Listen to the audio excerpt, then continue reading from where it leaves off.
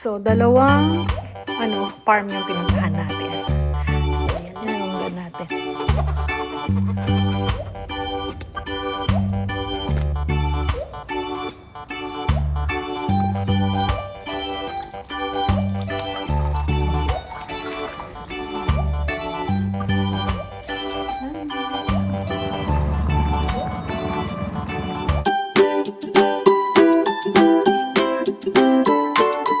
Hello kabayan! Always think positive! So, yan, dito na tayo sa bahay. Naayos ko na yung na pick namin.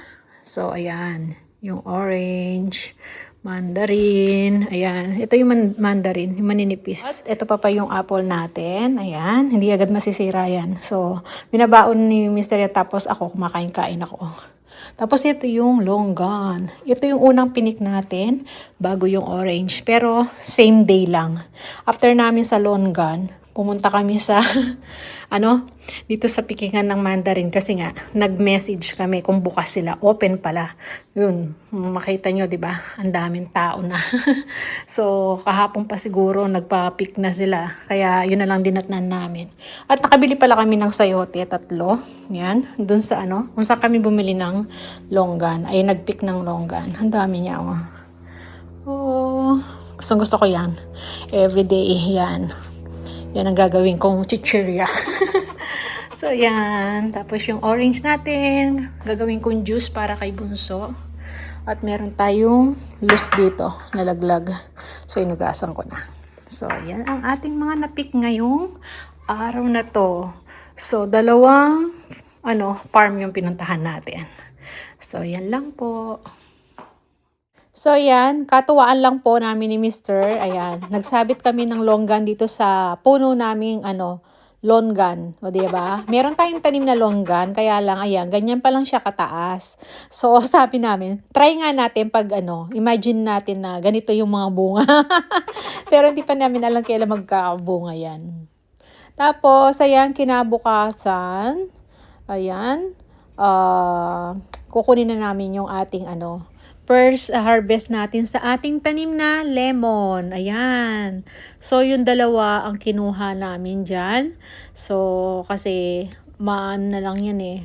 Dahil nung kinuha namin yan, autumn pa siya. So, pa-winter na rin, tsaka hinog na. Ayan, iniwan pa namin yung isa.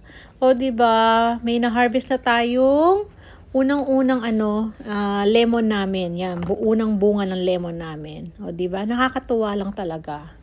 Tapos, dito naman sa side natin, ayan, may ampalaya tayo. So, eto, ganito na lang siya kalaki kasi nga, naabutan na rin siya ng autumn. Ayan, magdidilaw na nga eh. So, yan, hinarvest ko yung isa na yan kasi nailuto ko na rin yan.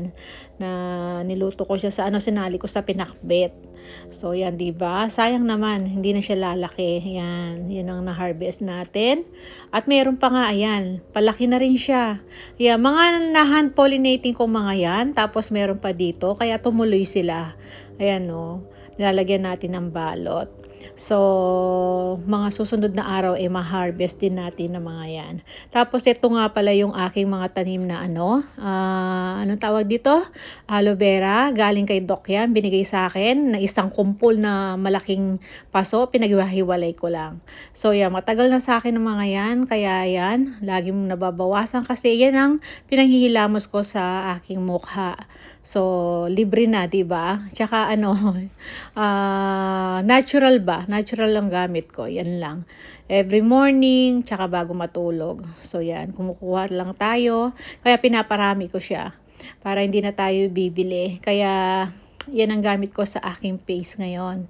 So, ilang buwan ko na rin ginagamit yan.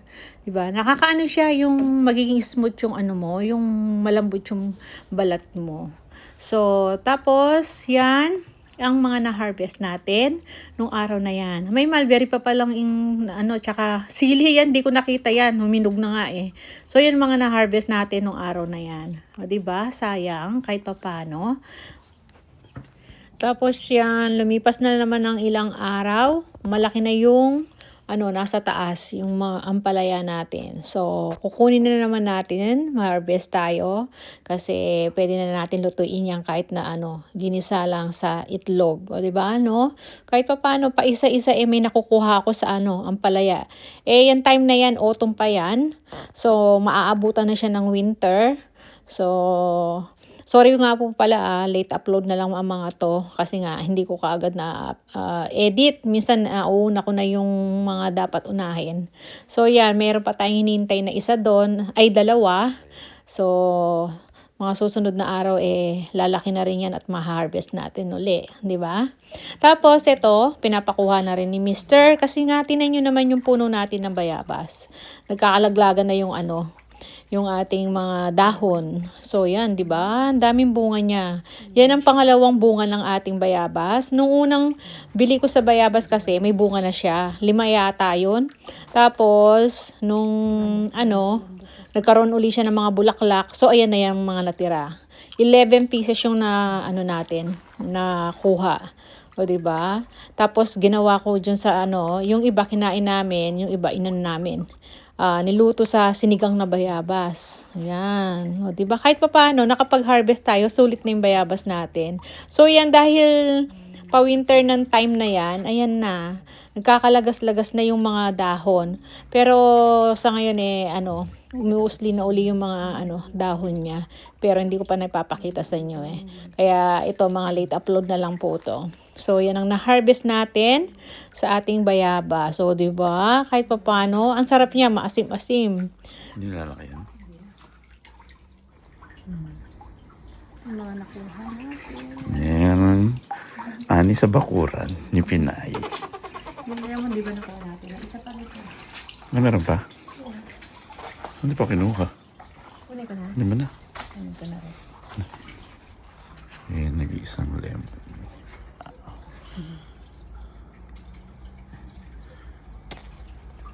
Oh, di ba? Kompleto. Puro vitamin C. Vitamin C. Ang palaya. Umahal ba rin natin yung lang? Wala, meron pa dalawa. Ayun.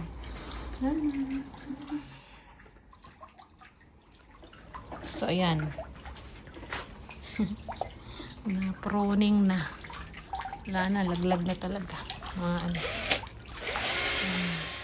So, ayan, nag-harvest naman po tayo ng talbos ng kamote. Ayan, para pang sahog ko sa aking sinigang na bayabas.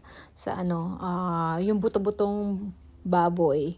So, hindi ko naman kaagad naluto yung bayabas Mga ilang araw pa bago ko siya niluto. So, ayan, nag-harvest tayo. Ayan pala yung yung gagamitin kong bayabas. So, 'di ba? Sarap niya. Ayan, magpakulo na tayo. Malambot na yung karne.